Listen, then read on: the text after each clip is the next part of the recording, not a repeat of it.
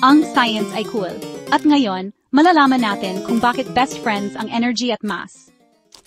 Hello diyan, Science Explorers! Narinig niyo na ba ang super famous formula na ito, E equals mc squared?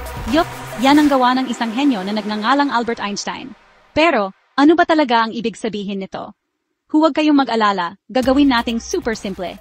Tara na! Okay, so ang formula nito ay nagsasabi, ang E ay para sa energy, ang M ay para sa mass, yan ay kung gaano karaming stuff ang meron ng isang bagay, parang timbang. At ang C squared ay nangangahulugang ang bilis ng liwanag times mismo.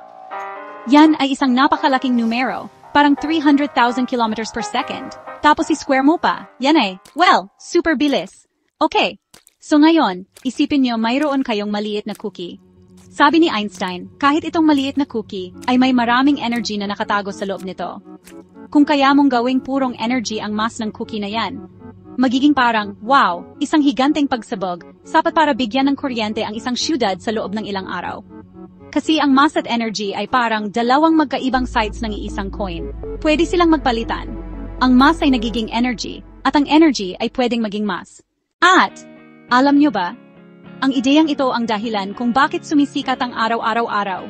Sa loob ng araw, ang maliliit na piraso ng atoms ay nagbabanggaan, at ang ilan sa kanilang mass ay nagiging energy, at yan ang sinag ng araw na nakikita natin.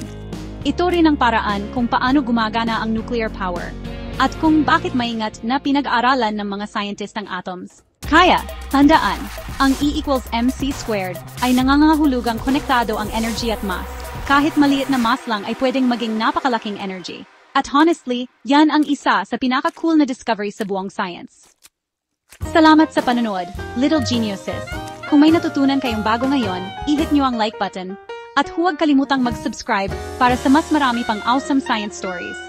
See you next time sa APH, kung saan ang curiosity ay never stops.